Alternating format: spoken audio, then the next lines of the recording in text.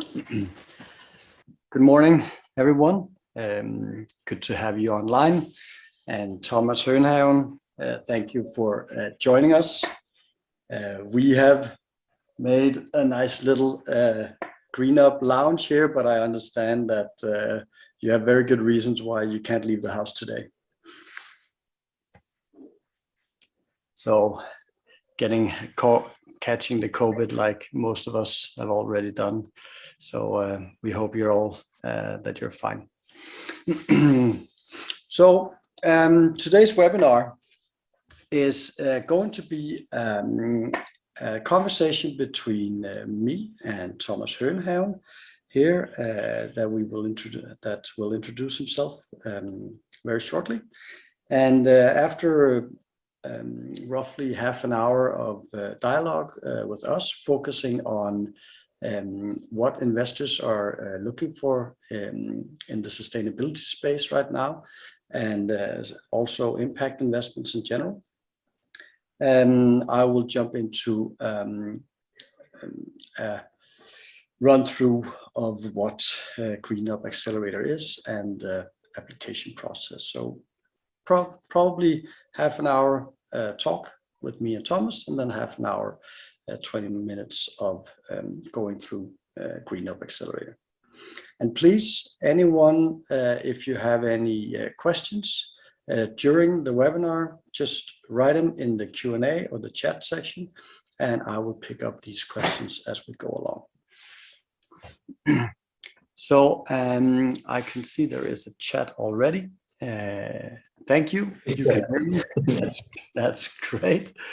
Thanks for the help. And yeah, so Thomas, thank you for coming. Could you spend a few minutes introducing yourself? Yes, thank you for inviting me, and great to see some of you. I know we have talked to at least one in the audience today, I can see, so a little bit of familiar faces there. But my name is Thomas Hönhaven, and today I'm the managing partner and co-founder of Planetary Impact Ventures. And we are the most progressive venture capital, at least in Denmark, in terms of sustainability. So today we're going to talk about what investors who are very much focusing on sustainability expect from the companies we invest in. And I want to make a disclaimer in the beginning that if you sort of take a normal distribution of what investors expect in terms of sustainability, we are outside, far out in one of the ends, because we have high expectations, and some of the other VCs think we are a little bit crazy because we expect all this. But they think we are less crazy today than we thought a year ago, I would say. So I've had arguments that they think we are very bureaucratic because we want to actually make sure we understand that the companies we invest in, they are indeed sustainable, and not just we think or hope they are sustainable. So I think we are ahead of the curve here, and more investors will follow in the coming years. So I think you need to be aware that what I'm saying is representing us and not all VCs, but the market is definitely moving in our direction. So there is, in a year or two or three, more people will think like we do right now. I have a background myself as an entrepreneur. I was part of a Danish startup called Better Collective for 10 years, and we reached an IPO 4 years ago. And after that, I decided to quit and try something else. So I've been through most of the journey that you are hopefully going through right now. And after that, I started to join some of the business angel networks. And that was okay. There are good people who know about investing, but there wasn't and still isn't enough focus on impact in general or sustainability in particular. At the same time, I started a course at University of Copenhagen about entrepreneurship. I told the students they could work on whatever problem they wanted, and I didn't really have any expectations about what problems they would work on in that semester. But all but a few, they chose something about sustainability, most about climate, some about biodiversity. And that was really mind-blowing to me to see that some of the brightest young people in this country, they chose sustainability, and I could see if some of them or other smart people wanted to create a startup in terms of sustainability, and the early capital they would get would be from sort of more conventional business angels who didn't really care or didn't really understand sustainability, then that wouldn't be a good match.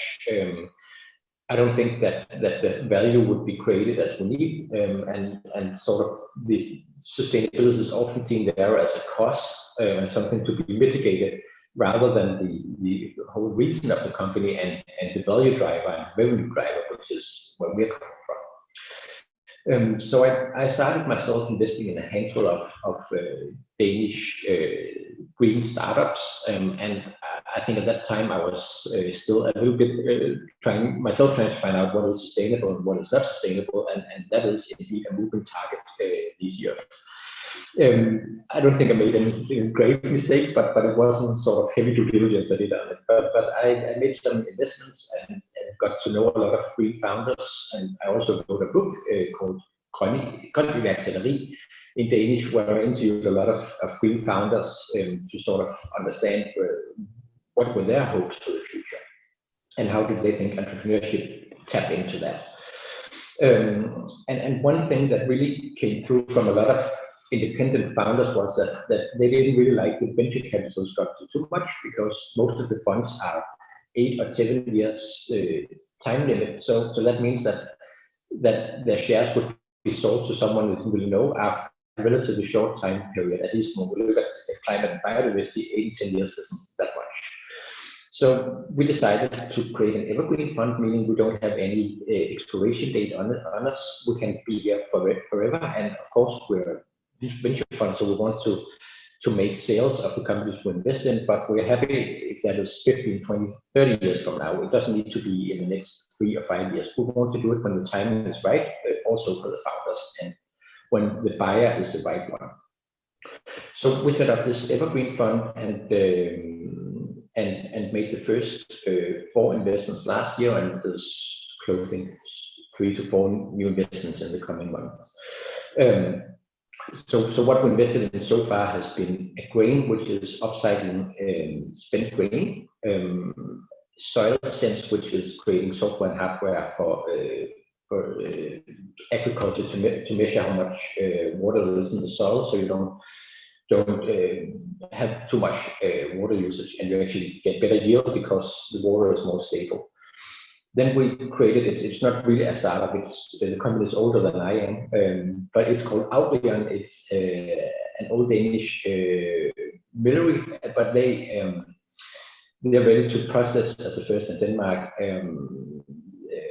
more plant proteins, which we really need. So if a startup can come with the same value proposition we had invested, and here came an older company that needed a hand, so we invested in them.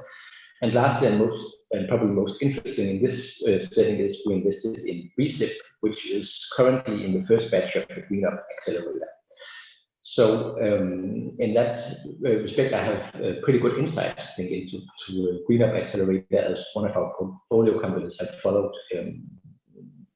Also, we had followed from the sideline when we had been in this accelerator. And I think we invested maybe 3 or 4 months into the GreenUP Accelerator, so we have been part of it for most of the time. So I think that's sort of the short intro to us. I don't know where we should start with this talk, Christian. Yeah, so thank you very much for your introduction. There's a few things that I noticed in your introduction here, and you mentioned mistakes that we all make, and that you've also made when you started up Planetary Impact Ventures. How has those mistakes changed how you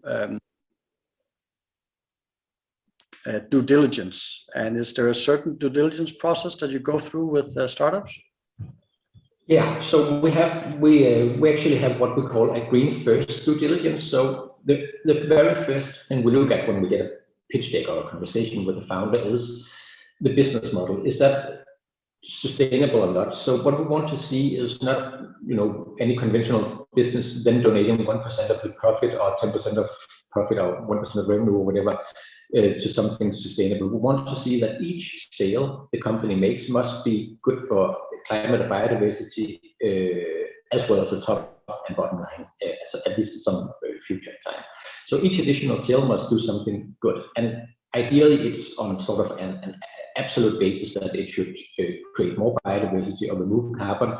But I do recognize that that's hard at the moment, so it can also be relatively to status quo. And ReSift is a good example, which it's basically circular packaging for web shop. So whenever you get a package you order online, then you can take out the stuff you bought, and then you fold the package again and you put it back into the package shop or the mailbox, and the same packaging is being reused, and that has a reduction of 90% of the CO2 and I think 92% reduction on the wood used to create this packaging when it's circulated 10 times, which is sort of a reasonable assumption at this point.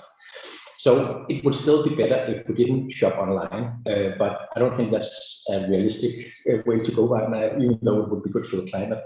So we made that investment because we could see a relatively high reduction in around 90% on some key metrics. So that's also good enough. So we start out looking at the business model, and after that we dig into the new EU taxonomy, which is EU's way of classifying if something is sustainable or not. And it's still early, and that taxonomy is not fully developed, but the interesting part is that companies that sort of live up to that and fall within the EU taxonomy will have much better access to capital in the future.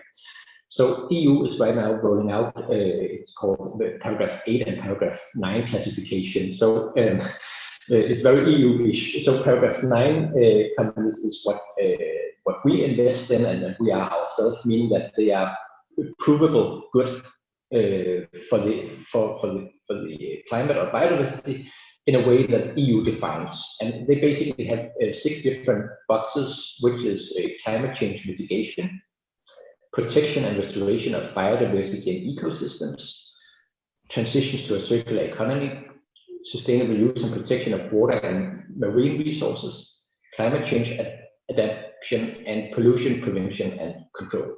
So we can't invest in anything that doesn't fall in the EU taxonomy.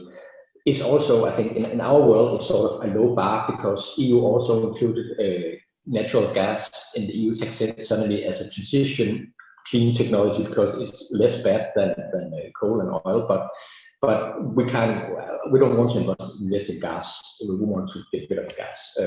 So we look at that, and then we also have our own sort of due diligence framework where we have a lot of questions we ask, And the last point I want to sort of flag is that we really want as much data as we can about whether or not it is sustainable. So ideally, we get a third-party life cycle assessment, which is an accountant or someone else, a consultancy like could be Footprint Firm, which is also part of GreenUP Accelerator, that goes through the data and sort of give an independent audit of how sustainable is the product or service compared to other products and services. I do recognize that for you are most likely very early, then it might be too expensive, and it might be premature to make an LCA if you're going to change the business model, product or service anyways. In that case, we're looking for two different things. One is peer-reviewed science that is sort of validating the solution you're choosing. It doesn't need to be one-to-one, but at least there is some credibility behind that direction.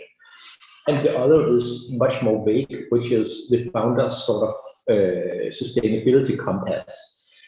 So we do have some talks with the founders to try to find out how much do they understand sustainability, and how important is it for the founders to actually to focus on sustainability, because we do talk to a lot of founders who have an idea that actually seems quite sustainable, but we can also see that they're going to make it less sustainable over time because it's not really what they care about, or they think everything is circular, so they put too much into it, and if we can't sort of get them on the right course, then we're not going to invest yet.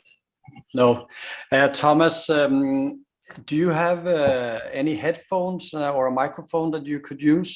Because you're... Actually, I have a microphone. I will just put it here. It was a bit far away, maybe. I think that works better. Thank you, Lars, for mentioning that. I was wondering that. So yeah, green first due diligence. I like that. We also here in GreenUP, we really focus on, we really start with looking at the business idea. Do we see clear business potential? And then next step is equally important for us. We really we ask our applicants to show us a business as usual baseline, which is the first quick and dirty way of just sense checking. Do we see a sustainability case? Can we work to increase the environmental positive impact on this? And a business as usual baseline, you can probably talk more about that, but simply it is, what do we do today? How do our product compare to what is used today? And is our emissions higher or lower than business as usual? So we use both a tool called Climate Impact Forecast for the introduction part, for the boot camp, to really take our applicants through a simple due diligence process where we create some impact hypothesis and some statements to see if the case is actually sustainable. And then when they enter the program, as you mentioned, footprint firm, some people call them the McKinseys of sustainability consulting. They really work with our participants on looking at what is a truly sustainable business model, not economically sustainable, but sustainability business model. And then we get into what most entrepreneurs who are driven startup people think is quite boring, and that is the accounting and the reporting part, where we dive into what is scope 1, 2, and 3 emissions. How do we calculate? How do we report on it in our reporting? And it's really important for us that when we find the business cases where we both see the business potential and the CO2 equivalent reduction impact, then it's super important to understand from the beginning what it means to be in the sustainability space, apart from just being in any business space. So you mentioned the sustainability compass of the founders. What is the difference for a company navigating in sustainability from just being a for-profit company? I think it's also maybe what you're talking a little bit about is the business model also optimizing for impact. And one thing, we also work a lot with early founders on that, and we do some workshops sometimes to sort of help them place themselves in the right place of the value chain. Because what we see right now is a lot of founders who want to be very close to the consumer, and I can understand that that's very sexy often, and you get sort of a household brand if it works. But the impact is often bigger, as at least now from our perspective, when you go deeper in the value chain, and you can actually make all the other companies that already have the customer relations much more green, because then you can sort of get to scale much faster. So we're really trying to place them put them right place in the value chain, which also optimizes for sustainability.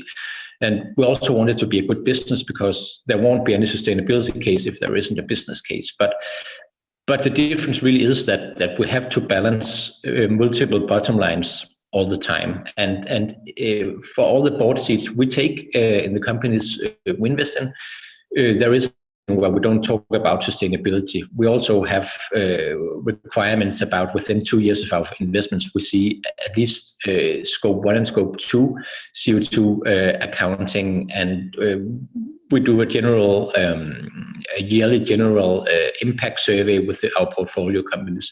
So we want to make sure that sustainability and the impact always is top of mind, because if no one talks about it at board meetings or when the strategy is made, then even the best business model will sort of deteriorate a little bit in terms of impact.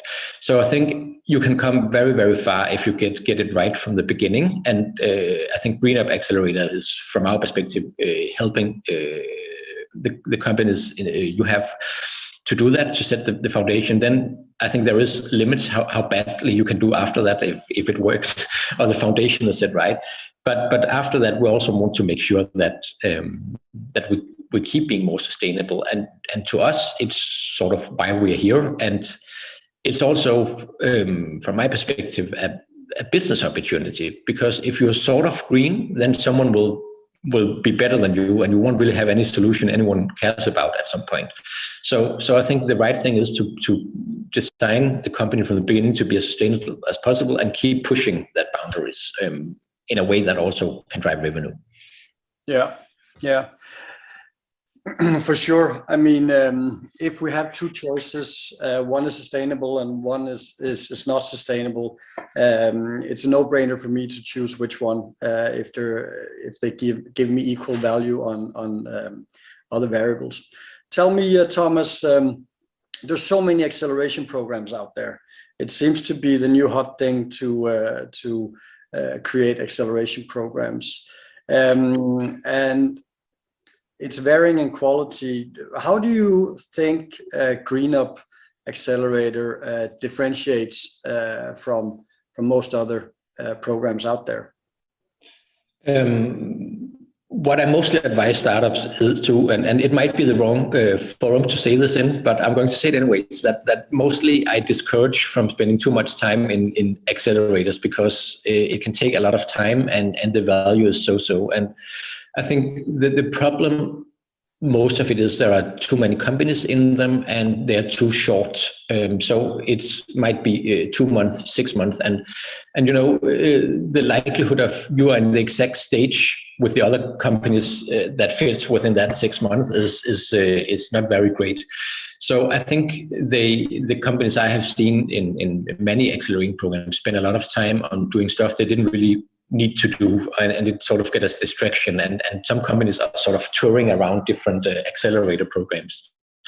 But I think that GreenUP is, I think it's different because it's up to a 2-year program where you actually follow them for a much longer time, and they can come back during the also when there are breaks, and they can actually get some good feedback.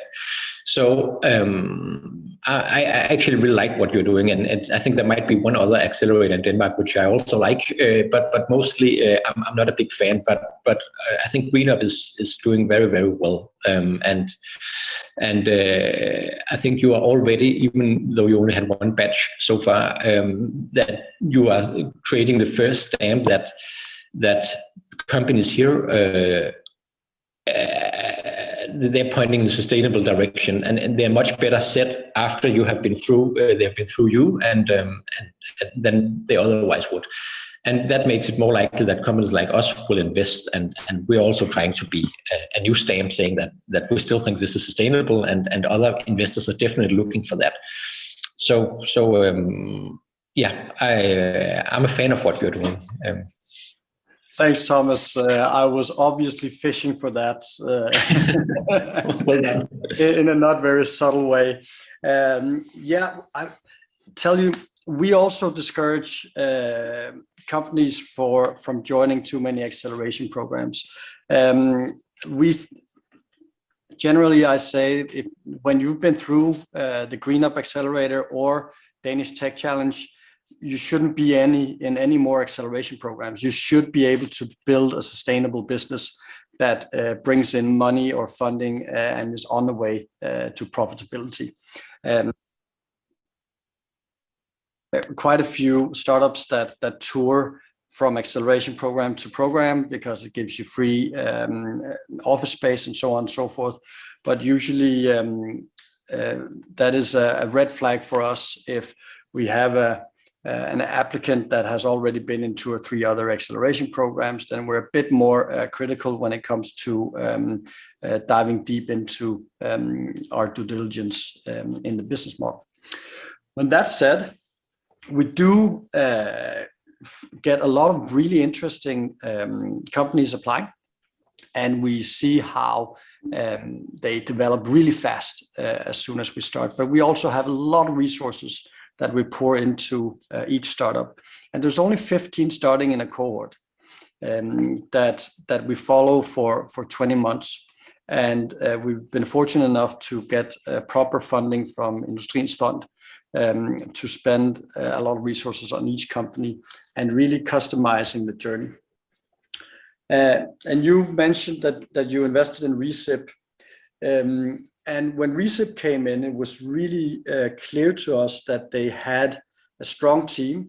They had a high potential business, and there were several different things that they really hadn't figured out, which is natural, and they hadn't been in any other acceleration programs before. And they were one of the teams that really accelerated. As soon as they came in, they dived straight into the program, and they just pushed forward. And the way that they keep accelerating their learning and taking in the feedback that they get is really great to see. So before we start wrapping up, I think we can spend 5-10 more minutes. And if there's any questions out there, please just write in the chat or the Q&A. If there's something that you think we're missing that you would really like to hear about.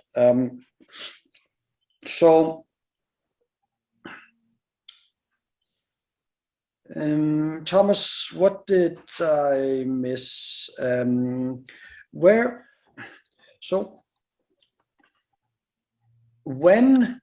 do you move? When do you invest? And apart from looking at the investment case, what are the most important factors for you? I think when we are early, it is the team that matters the most. And they're, like you just said about GreenUP, their ability to learn and not get defensive when they get advices. It's not that they have to listen to everything you say or we say. But I think it's really important to be able to take in information with an open mind and then be able to make your own decision. And I respect that. I can't be right every time as an investor or a human, but at least being able to have honest conversations about that. We're obviously also looking for more diverse and mixed teams because in Denmark still, I think only 1% of funding is going to pure female founding teams, and less than 5%, if I remember correctly, is going to mixed teams, and 95% just to all men teams. So we want to be part of the solution here also. So I think we're trying to be sort of a modern investor in multiple ways and not replicate the structures that hasn't been perfect, I would say, in the past years, and I think that's also important in terms of funding. That VCs, even us, isn't always the right solution. There can be other ways depending on what you want to do from it. But I think the main thing here that makes it different in terms of sustainability is how much and how do you want to scale your business? Because what Silicon Valley is calling bit scaling and going global as quickly as possible, that might not be ideal for sustainability, especially if you have physical products starting to shipping them worldwide. That leaves quite a big carbon trail if you just ship everything from Denmark or China, wherever.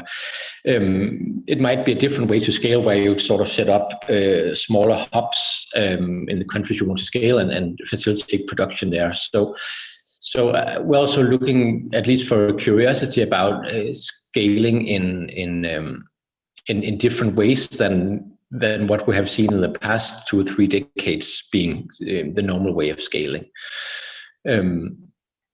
Yeah, and then we also really want to just have conversations about sustainability and why they're doing this, and how you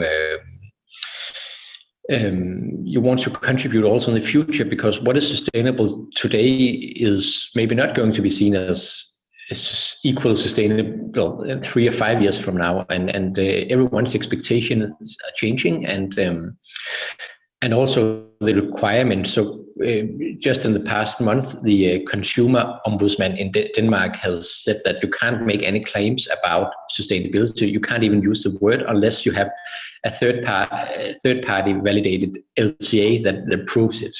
And I think that's also what you get in GreenUP, or at least help navigating that. So the bar is getting much higher, and I think it's a great help to all of us. Yeah, and we also make mistakes. It can happen that we choose a company to enter the program, and during the startup phase, we find out together that there is no impact case for that company, which means that there is a risk that they will not make it on through to the next phase, the gear up phase of the program. Right. And I love it that you mentioned diversity also. We also see diversity as a strength. And we every year we hope that there will be more female founders, more non-Danish founders coming in, and just to create a strong, diverse group of companies, and see also how diversity really increases creativity and momentum in each of the companies. We have a question from Doriush. I hope I probably didn't pronounce your name right. So the question is, will you have interview rounds before inviting 30 companies to the bootcamp? And will the bootcamp take place online, offline in Copenhagen? The answer to the first question is that we had an early bird deadline on the 31st of January. All the applicants that came in before that, we offered you a 30-minute online meeting with us, where we go through your application and ask you some questions, and you had the chance to improve on the deck or the application and resubmit it before the final deadline, which is on the 28th of February. So if you didn't make it by then, we do not have the resources to meet you before choosing which companies go on to the bootcamp. The bootcamp is offline. It is here in Lyngby in Future Box, and it is, I will show you later, it's at the end of February, March, and the first few days of April. We run the bootcamp across 7 days, but it will take roughly 2 full-time work days for each of the companies that go through. And I'll get more into that in a second. But thanks a lot for the question. Good, Thomas. So Planetary Impact Ventures, a progressive, crazy venture capital company. How many companies do you plan to invest in per year? Around 4 or 5 per year. We want maybe a bit more if we have a really strong deal flow, but right now we're still we were just founded just over a year ago, so we're still relatively new, and we are leading quite a few of the investments, which takes up a lot of resources compared to being a co-investor. So around that, and we're also going to raise more money on an ongoing basis, which might give us more resources to make more investments. But 4 to 5 new investments, and of course, a lot of follow-on investments in the companies we invest in if they're doing at least somewhat well. So if I understand correctly, you're quite early stage in most of your investments. Yeah, definitely mostly pre-seeds, and even also at business angel stage, I would say. would it typically work? You are the lead investor in a pre-seed round, and then the next time the company needs to raise funds, how are you positioned in those funding rounds? We don't want to be a lead investor twice in a row. That's sort of bad practice, because then we'll be writing up our own assets. We usually so far we've always participated in the following round, because it's a really bad sign to other investors if we don't, I would say. And if it's going well, of course we want to be more in. So we are part of that round, and we're helping finding co-investors who can help lead the round. And I feel like we're getting seen as a very credible sustainability stamp. So it's a lot easier to get investments from bigger funds after that, once we have made the initial investments. But of course, in order for us to make follow-on investments, we need to see some traction. We need to see some progress. When that's the game, after all. For sure. Yeah. Yeah. Thank you very much, Thomas. Thank you for having me. It was great to have you on as an external investor. We do have our GreenUP Invest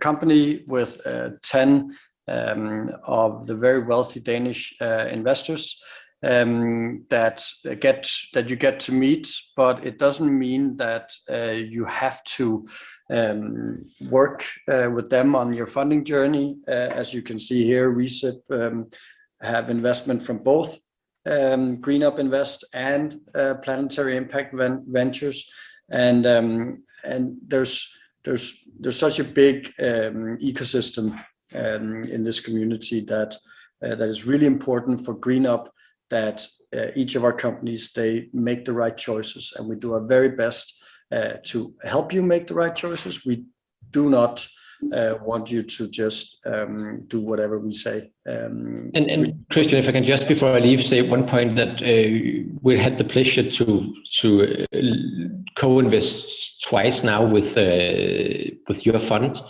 Okay. Where you come in as a convertible loan in ReSIP, and it's been really smooth both times. So it's just wanted to say that part is definitely working well. And the terms are definitely fair.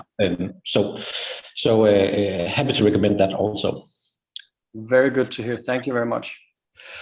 Okay, Thomas. I'm off. Okay. Thank you for having me. Thanks for joining. Right. Bye-bye. Bye. All right, guys. So for the last 20 minutes, I will give you a presentation about the GreenUP Accelerator and the application process, and you're very welcome to ask me questions as we go along. So now to the ever elusive screen sharing part, and I need to press here.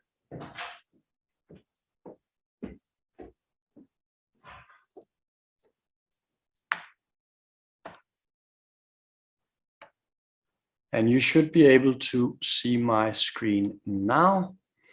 And before we start, I have a question that is, what a typical share of the startup is taking to get the investment? So thanks for asking that question. We offer a convertible note loan for 1 million kroner for all participants, which means that it's a pre-valuation convertible note loan, and it means that you get 1 million kroner as a loan that goes for that has a running time of 4 years with a 5% interest rate. And it is not supposed to be paid back to the investors. It's supposed to convert into equity at your first money raise when you do get a valuation.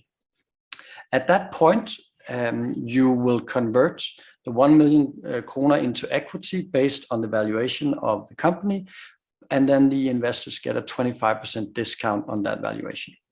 It's a high risk capital super fast and very easy because you don't need to spend months and months on discussing the valuation. And that's also the reason why we didn't put a valuation cap in the convertible note terms, because the companies that come in can be within the next 3 to 9 months of the program. You can reach a valuation of maybe 7 million or 12 or 15 or 35 or 40 million, which is what we've seen in the first cohort. So because the terms cannot be negotiated, it is a take it or leave it deal. It's very founder friendly. We didn't put a cap in because some of you will reach a valuation that's much higher or much lower than the others. So we couldn't make a medium cap. On our LinkedIn Futurebox, we have a video, a 6-minute video where my colleague goes through what a convertible note loan is. So looking back 20 months from now, if you're a part of the GreenUP Accelerator, you have gained substantial learnings on how to run your business. So we're not just a startup acceleration program that teaches you all the business model canvases and the build, measure, learn loops and so on and so forth. We have a bunch of consultants that help you build and create a proper business. You will be offered the 1 million kroner convertible note loan, and most of the companies in our current cohort has already raised money on top of that convertible note loan. When you're done pivoting and readjusting your value proposition and looking at your business model and tweaking, and should we sell direct to customers? Should we be and subscription service? How do we look at our values and benefits and gains and so forth? Then we help you really create structure and processes and build your company, which is fortunate that we have that opportunity because we follow you for 18 to 20 months. The program is put into made into phases, so you're not here for all of that time with program, because it's really key for us that you focus on building your company, and we structure our guidance around you building a company and not participating in classroom type sessions. During the program, there are many different events, and one of the questions here in the chat is, will there be demo days? Yes, there will be demo days. We will do both one-to-one meetings with our investor group. We have demo days here in DTU and in Futurebox. So there will be a lot of focus on building your pitch deck, building your investor reading deck, giving you performance training from some of the best performance trainers in Denmark. So we really help you refine and make your pitch as perfect as possible. Our ambition is clearly to be the leading climate tech accelerator in Denmark. And the scope and the entry criteria is, so we get a bit more than 100 applications, and we then narrow that down to 50. Those 50 will then be narrowed down to 30 by a second group of evaluators, and the 30 companies will then be a part of our bootcamp, where you have several different assessment meetings, and you finish that off by pitching to our jury that then chooses the 15 that will be in the program. The entry criteria we have are quite important. So you need to be a minimum of 2 full-time equivalents. So it could be 1 founder, 2 part-time people, but mostly we really want to focus on companies that are a minimum of 2 co-founders. And the reason is simply that the chances of success are much higher if you're more than 1. And we've run a Danish Tech Challenge for the last 8 years, and the data show us that very often the single founder companies, they do not make it in the long run. But there can be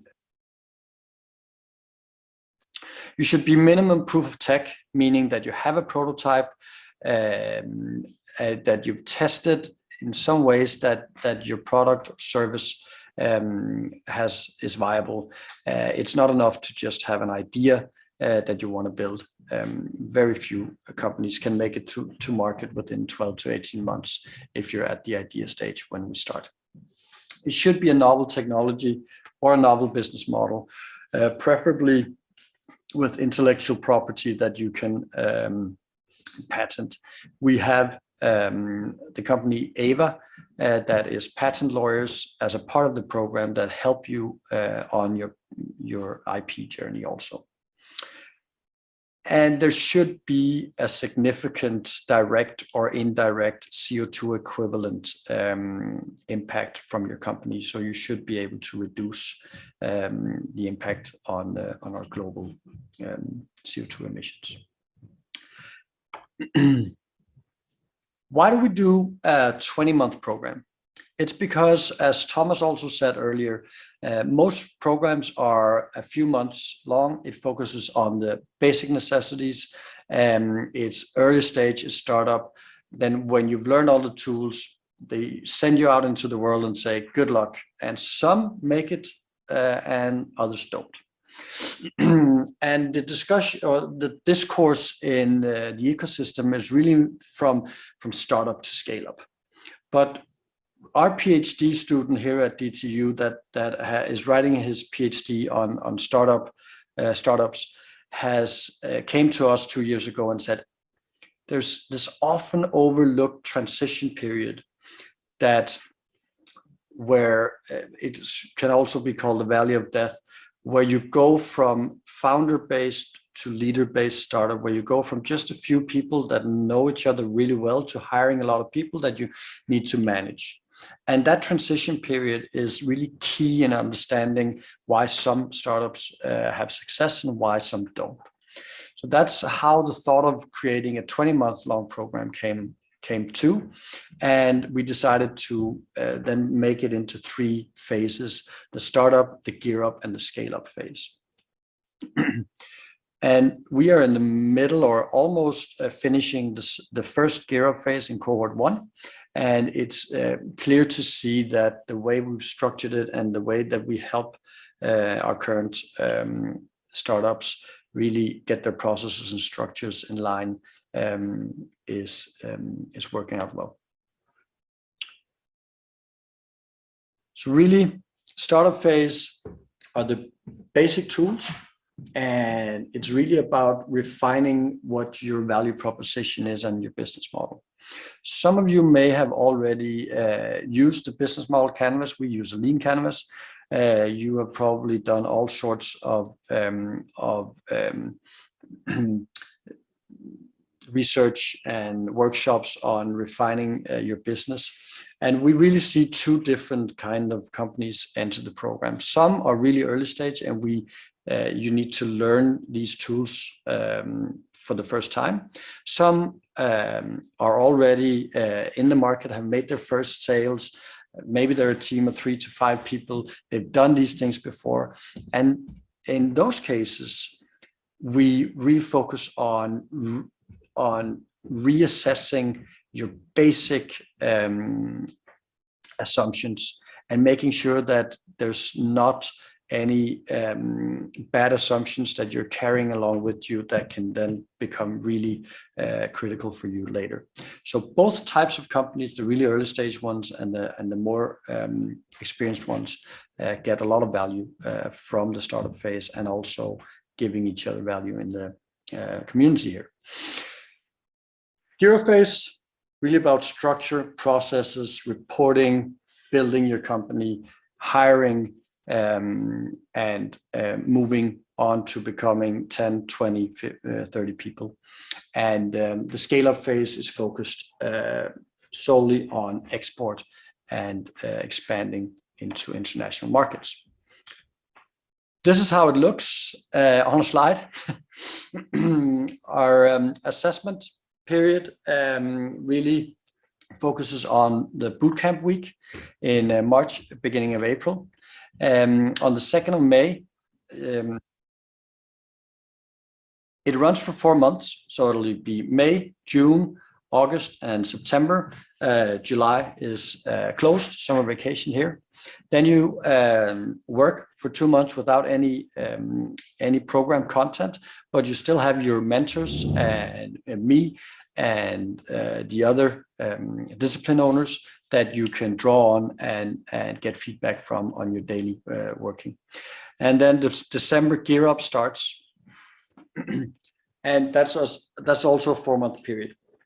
The startup phase is really intense, and it is where we make sure that the foundations in your company are solid. Some of the companies don't make it until the GreenUP phase because you didn't reach product market fit, or you didn't create the first sales, and you hadn't really caught up to building your company. So unfortunately, those of you will drop out. But then 12 months later, you can then apply to get back into the next cohort and starting at the GreenUP phase in case the timing is right for your company and you've made it that far. And then there's a 4-month working period with no program content, but still with access to your mentors and your business developers. And the scale-up phase will then focus on really getting you international. How do we run the program? We start with an intensive onboarding week where we go through all of our 12 disciplines. We split everything that it takes to run a successful company into 12 different disciplines.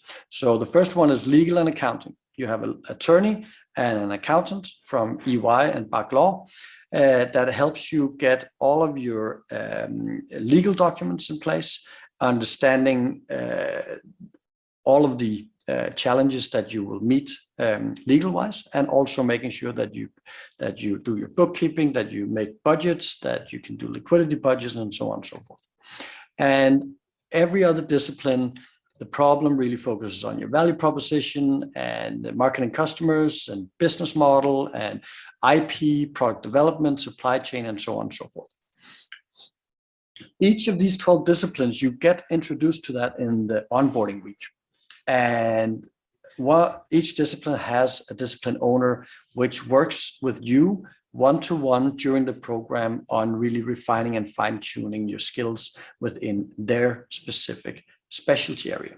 So it's not a classroom accelerator where first week is marketing, second week is business model, where you have to sit and look at someone like me talking for hours and you do assignments and then you move on, because that we found doesn't really accelerate your learning, and it takes the focus away from what is most important, and that is growing your business.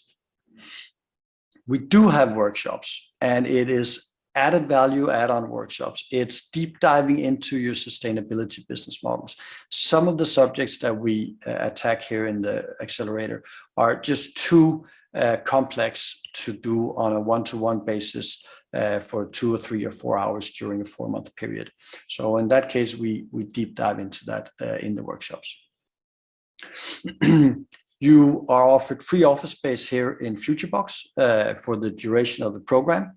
And we really encourage you to be here as much as you can, because apart from the 15 GreenUP startups upstairs, there are 25 other startups in this building that you eat lunch with, that you meet at events, that you can just knock on the door and ask them about stuff, and they create a lot of value for everyone to draw from each other. And that is the vibe that you get out here, that everyone is willing to help each other.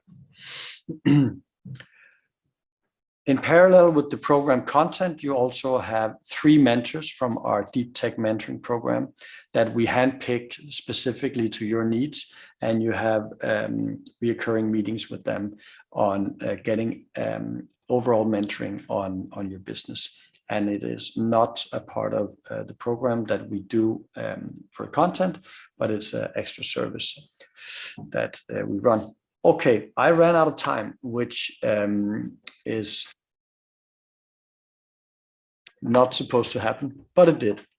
I will try and wrap up. You can also send us an email and request this presentation so you can look more into it. A really important part of our structure is that every one of the 12 disciplines have deliverables that you need to master in order for us to give you the check mark that you are sufficient in let's say product development or organization team. The deliverables that you create in the disciplines, that's slides that moves into your slide deck. So everything you do with each of our discipline owners have a result that you can then carry over into your slide deck that you can pitch to investors. There will be a lot of focus on creating world-class investor and slide decks, and also several workshops where you get your presentation skills honed. So how do you make it through the program? The success criteria from the startup period is that you have a product market fit. If you have that, then you can move into the gear up phase. The success criteria for moving from gear up to scale up is that you now have a solid organization that is ready and able to scale internationally. So if you want to join the program, send in your application as soon as you can. We have just under a week left until the final deadline. That is on Monday, the 28th at midnight. So you have all of Monday in case you didn't make it during the weekend of this week. And all applications will be looked at thoroughly and rated through several different processes. So we are in total around 12 people that will look at the applications before the final decision is made on which companies can join the bootcamp. This is the selection process and the dates. And between your pitch date and program start is only a week. So during the bootcamp, we encourage you to pre-book all dates going forward in case you make it into the program.